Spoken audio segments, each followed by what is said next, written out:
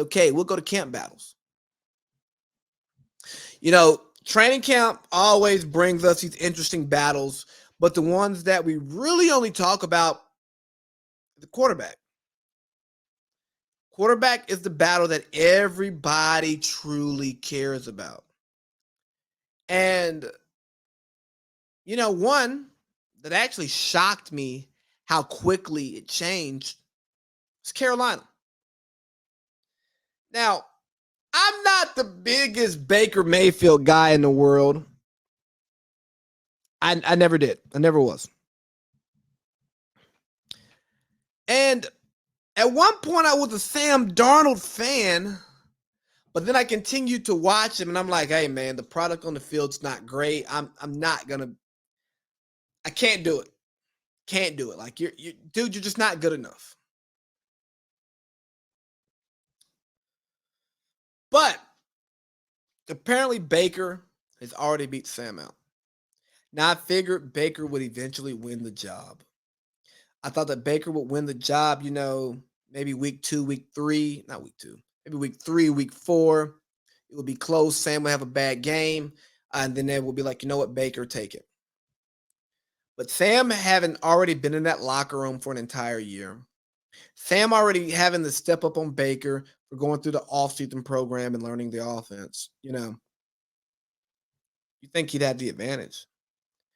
Baker started game 1. And now reports are coming out that Baker's the starter. Has Baker had the best NFL career? Yeah. Did Baker have the better production in college? Yeah, actually he did. He won more too. So it shouldn't be a shock that Baker won the job. But why am I shocked that Baker won the job? Because for one, Baker was terrible last year. 2, I think he was catapulted by a great run game and a great offensive line. 3, I thought coming out, he got the Lincoln Riley stimulus package, and that's what allowed him to have more success than Sam Darnold.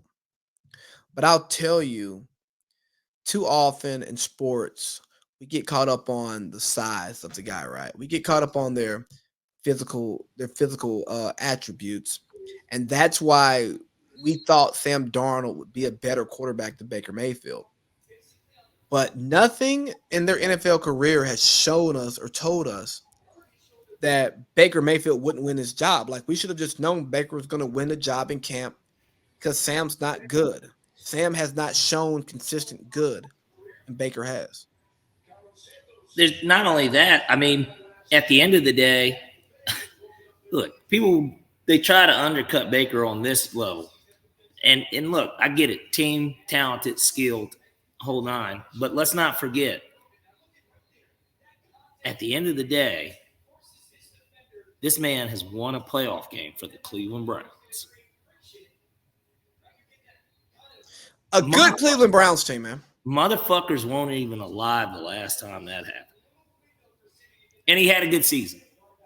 Sam Darnold hasn't had a good season. What was Sam Darnold's good season? Like, his second season at USC. Okay, exactly. We've got to take it back. What we're looking at, 8 years, maybe. Like 6 or 7 for real. Well, this is 5th year, right? This is 5th year for him because he's on that 5th year option. Yep. So 5, 6 years, yeah. 6, 7. Yeah. Because he had a bit. Because he didn't come out as a. Bro, I was living in San Diego when he was good. Yeah, and so it's one of those things where, and then especially, granted, it wasn't a really high pick or anything. They still gave up capital to get both, draft capital, and Baker's probably a little bit more hungry. We've already seen what Sam Darnold does in the Matt Rule scheme. We've got to see. We saw that last year, and you know what happened? They bought in Cam Newton. So like, Sam got hurt, and he was good with. But he got to start again after Cam, and nothing. Bro, real quick, Christmas Day is going to be crazy. Noon, Philly versus the Knicks.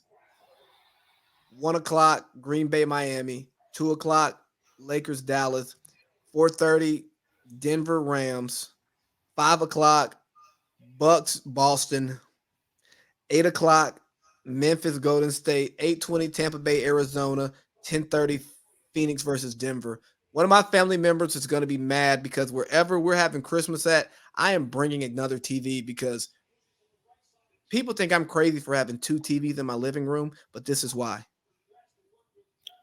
What is your provider? Who do you stream through? I don't even stream right now. I'm gonna add what I stream. I'm gonna add it now that football's about to start. I got the Direct TV stream app on my phone, and Hey, it's you a keep life talking, and I'm about to go to the bathroom. and it's a lifesaver. It's fantastic. It's a handheld TV that you've got for yourself. But um, no, Christmas Day is going to be crazy. I've already been thinking about all the parlays that um, are possible on that day. I mean, we're talking about Santa's really coming down the chimney with this stuff. And so when you look at that Christmas Day schedule, it is going to be something special. But we've got some more camp battles to talk about. I think that Big Baby just kind of went through what we were going to get through on the Sam Darnold Baker Mayfield aspect. But let's talk about the Falcons. I mean, these are Falcons fans, right? And we've got to be a little bit biased bringing in the Falcons on every show. So why not get into that camp battle? I look at one of the biggest battles, of course, being, and it's not truly a battle, but we know what's going to be coming out of it. Desmond Ridder and Marcus Mariota. Marcus Mariota is going to win the job. We know who's starting week one. Desmond Ridder clearly isn't wowing anyone because it would be some steam behind the idea of Mariota is a backup. But that's not the case. Plus, Mariota looked good when he came down. This thing could go a lot of different ways. I don't think that Baker, or not Baker, I'm sorry. I don't think that Desmond Ridder is necessarily ready. And ultimately, the Falcons probably aren't going to be a very good team. And we know this. But at what point are they going to pull the leash is going to be the question. That to me is more about what this battle is. How far will he progress from what we just saw in Detroit on Saturday to that first start? Because that first start, up until that point of where he gets his actual regular season first start, is going to be a big deal. It's going to tell us everything that we need to know about Desmond Ridder and his future with the Falcons. Is he a clipboard and visor guy, or is he a game manager? Or I'll give you the rare possibility. Is he going to be a guy that can be a starter on your team for 10 plus years? Like Who are we that? talking about?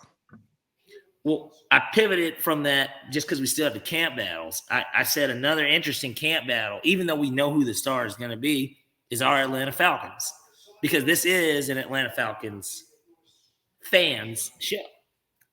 And We are all here to do what Falcons do. Look at that. And what I was getting at was, even though we know that Mariota is week one starter, I'm rooting for Ridder. this is what's important about Ridder. Matter of fact, did you watch the preseason game? No, I don't watch preseason football. Okay. I only check box scores in preseason. Now, I had to take the over in the game.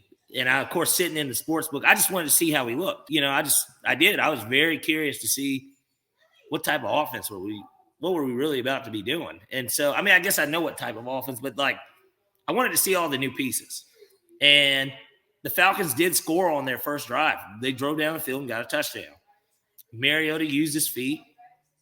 They, Drake London had a big, I think it was a 19-yard reception, and then they took him out of the game because apparently he limped or something. So, and he's not going to play. We play on Monday night this week against the Jets, but they moved the ball. And granted, it was Detroit, but they moved it. I think Detroit wins more games than we do this year, so I'm okay with that. I told you they were my sneaky playoff team because we went through that schedule, and so I got them for 10 wins. All right, so you're on board now. I was thinking more 9-8, but 10-7. I guess that's not too far out of the realm. But of course, on the flip side of that, and it's not a camp battle over there, I got to see the Detroit offense against our defense, and what did they do? They drove down the fucking field and scored, and they looked really good doing it because it was a combination of pass and run. It wasn't like it was an air raid or just a ground game. They were working us and getting in second and short almost every single time. Okay. I don't ever remember us having them in a third and long. Their longest third and long was probably 3 and 5. Well, have you watched the Falcons defense recently? Well, but let me tell you, that's the unit I expected to honestly be better this year. That is the unit I expect to be better. Why? Well, you still have Grady Jarrett. And you do have A.J. Terrell. So you've got 2 Pro Bowlers. And matter of fact, the Falcons Instagram just put it up. They haven't named Grady Jarrett yet, but Kyle Pitts got named to the NFL 100 team, and so did A.J. Terrell. No, Grady Jarrett was the other one. But A.J. Terrell is most definitely going to be on that. Like, I know he's going to be on that. We'll hit the NFL 100 next week. What do you mean? We'll talk about it next week when it all comes out. Oh, for sure. But I'm just saying in general. I was just saying that like as a random thought. Yeah, as a bad team, the fact that even 2 Falcons were already selected, and I think what some would consider our best player hasn't been named yet. You got 2 of those guys on the defensive end. You drafted Evan Cady out of Penn State in the 2nd round, who was really solid for them, probably their best edge rusher. Left Nakobe Dean on the board to get that boy from that random ass school. Montana State, Anderson, 4'4", 40, guy that was the leader of the freshman team, all first team, the second year as a quarterback. He's all freshman team as a running back, all first team as a quarterback, and then was the defensive player of the year. The most productive player on one of the best defenses in NCAA history. I'm with you. No, look, I'm with you on the Nakobe Dean take. I just wasn't as upset because I think you can find gems, of course, in double A. Leighton Vander Esch, you know what I mean? But he showed his flashes before his injuries. But let's talk about this Falcons camp battle, right? Because like you said, I don't think it's much of a early season battle. I think it's Mariota's job to give away. But hopefully, Mariota's bad enough that we got to let Desmond play. And here's why I want Desmond to play. Because I want to know what we have.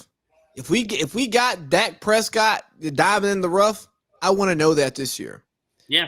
And if we don't, I want CJ Stroud. I want Bryce Young. I want whatever quarterback pops this year that we're not planning for to pop to be the top quarterback that comes out of the class and leapfrogs both of them, you know. And you know what we really want? We really want Russell Wilson. We want Arthur Smith to make that Pete Carroll decision and say, yeah, we signed Marcus Mariota to be the starter, but Desmond Ridder is going to be our starter for week 1. And absolutely. Do you remember the pushback? Well, Pete, maybe he didn't get pushback, but like a lot of people did question. I remember the pushback, and I honestly was like, believe it or not, coming out, I was a Russell Wilson guy. I was shocked and bothered. And it speaks to my sports ignorance at that age, but also I think my keen eye. I'm like, why is Russell going in the 3rd round? He was nice. He was super nice.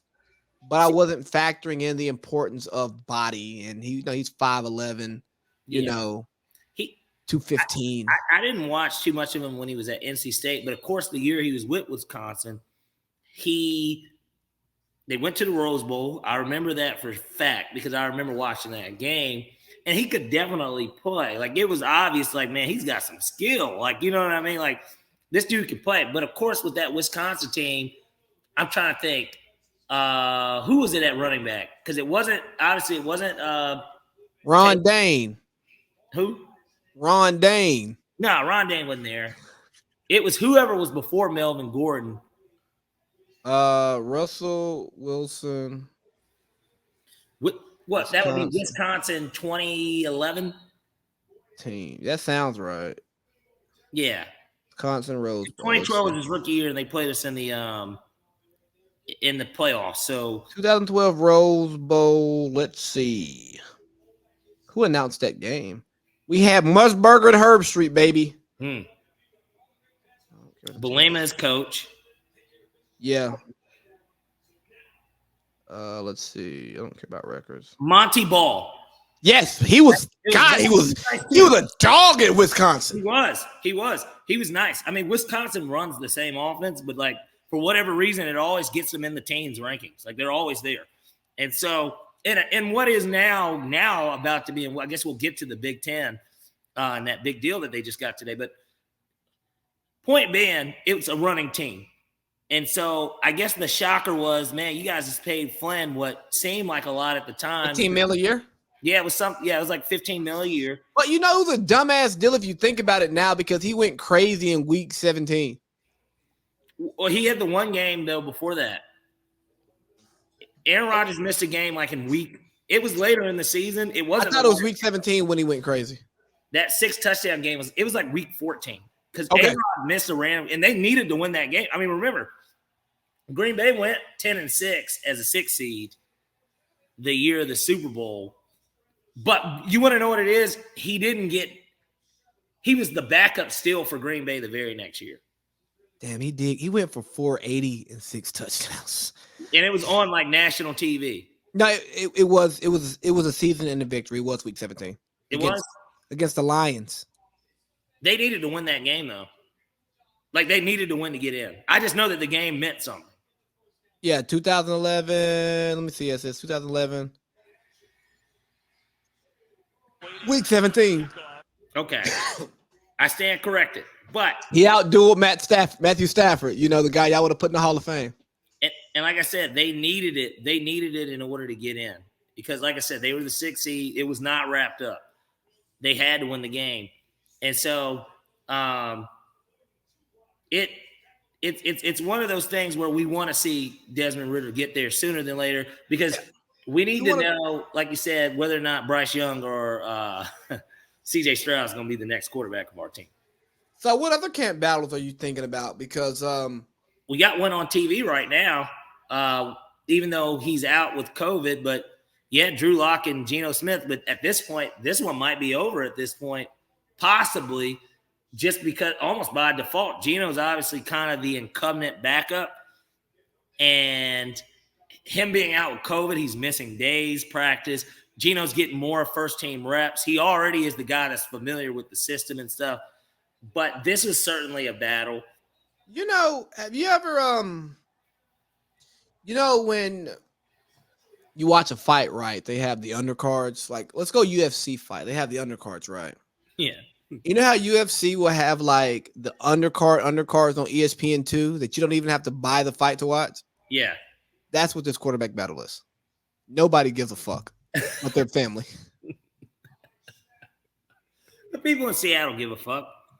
No, they don't. What do you think? You think that they're let's see, it was tank for Tua. So what would it be for Young? Be bad for Bryce? You know, Mina Kimes, she had something almost. Mina Kimes had something she said on Chris Long's podcast. Stroud, I mean, struggle for Stroud. I like that one. Yeah, struggle for Stroud. I mean, or stink for Stroud. Like bad for Bryce. Like, I mean, there's bad for Bryce. Yeah, all of that. And you know they're gonna be in the race with us, and that's a crazy thing. We play them week 3 out there. That tiebreaker is probably gonna mean some shit, possibly. Or if it's a one team wins 4, one team wins 5 games. But they're at the top of the list with us and who else? The Bears. But the Bears aren't going to draft a quarterback unless they want to trade. I'm coming home. I'd love it. We're not giving up our 1 for him, though. I'll give up the 2 straight up, though. Bro, we'll give up Ridder straight up. With Ridder and the 2. Ridder and some trash, yeah. I'll give him the 2. Give him the 2. I'll give him the 2. But here's what I've seen. And it's funny that you bring up the Seattle thing, right? And Seattle Pete Carroll's talking about, some of the issues that he sees with his franchise. And one of the things that he brought up was he said, once you start paying these players too much money, there's no competition. You know what that sounds like? Shots at Russ, huh? I mean, who else the hell? Well, actually, no. Because Russ is just the face. He's the face. He's the greatest Seahawk ever. He is. He is. I mean, I'm I not know arguing. Steve Largent would be, but I didn't watch Steve Largent. He's the greatest Seahawk ever. Russ won a Super Bowl, damn it. It's actually a shot at Jamal Adams. Because he's terrible. That's Pete's fault. He's a Jamal Adams will be great in a Dan Quinn defense because that's the type of that's who Dan Quinn wants. Dan Quinn wants one of those guys at safety.